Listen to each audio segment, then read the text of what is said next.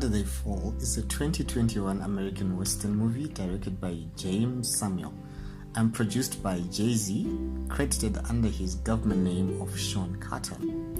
The film has received acclaim for reimagining the Old West and having an all-black principal cast in a Western. The premise of the movie follows a typical Western trope: outlaws, quick draw, and revenge. When an outlaw learns of the release of an arch-nemesis from jail and teams up with his old gang for retribution. The opening sequence of the movie shares an interesting tidbit that the characters depicted in this production are modeled from people who existed. However, everything else is pretty much artistic liberties and subject to creative interpretation. More on this later in the post. I grew up watching Western movies, and by that I mean American Old West movies, as opposed to the strict distinction for movies made in the West or overseas, that is Hollywood from African movies. During my stint at a video club, this was fodder for colorful misunderstandings. Point is, I loved Western movies, and The Harder They Fall gives a sort of fresh insight into the Old West, carving out a path for a different trajectory for Western movies. For starters, the music. Fun fact, Jay-Z assisted director Samuel, who is musician Seal's younger brother, on the soundtrack. Reggae music in a Western movie, that's not something one is accustomed to. But why not?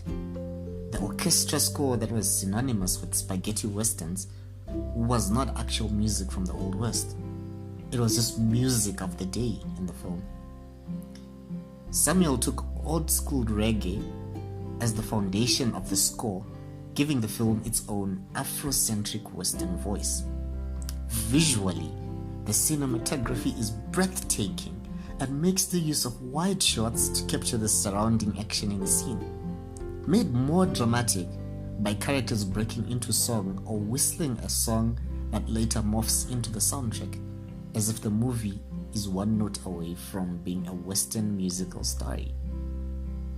The casting is on point, and each character from the lead to the supporting ones play their part with aplomb to give one heck of a performance. I was particularly fond of appearances by Cherokee Bill as portrayed by Lakeith Stanfield, who almost stole the production with his performances as a witty, smooth-talking, sharp-shooting, deceptively calm member of the Rufus Buck gang. Now let it be known that I don't particularly enjoy violence. That being said, you are currently in the company of extremely violent individuals. While the movie bursts through stereotypes of Western movies taking the old to the new, it also still maintains some tropes which have been hallmarks in a good Western movie: bank robberies, train robberies, jailbreaks, a quick draw. The plot is a bit all over the place.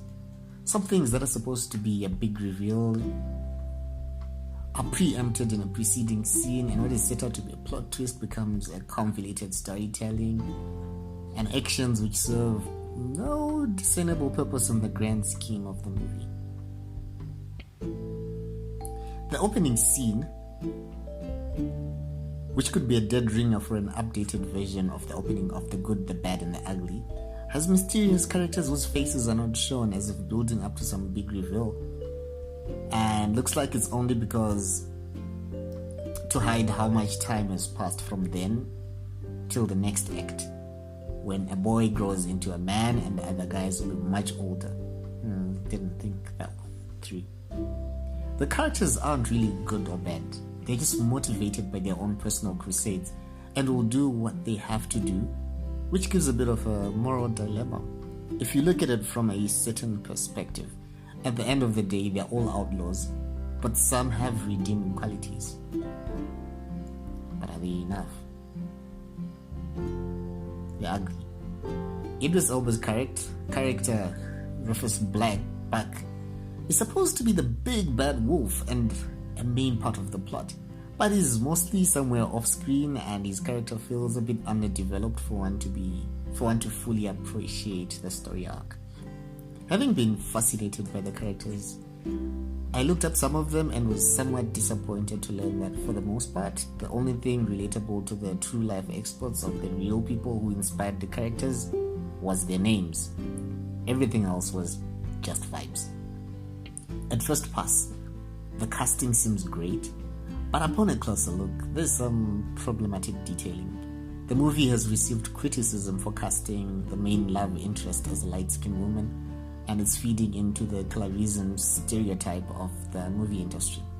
Additionally, the real Old West Stagecoach Mary resembles nothing like a character played by Zazie Beetz, except for the preferred weapon of choice. Final thoughts. As mentioned at the beginning of the post, the movie is a work of fiction, but the people existed. The Harder They Fall is not a biopic, and so its casting choices are subject to creative reinterpretation, just like the story. Perhaps the movie's purpose is to serve as a talking point. Before this movie, many of us would never have known of the characters who inspired this movie, let alone their stories. Have you watched it? Are you a fan of Westerns?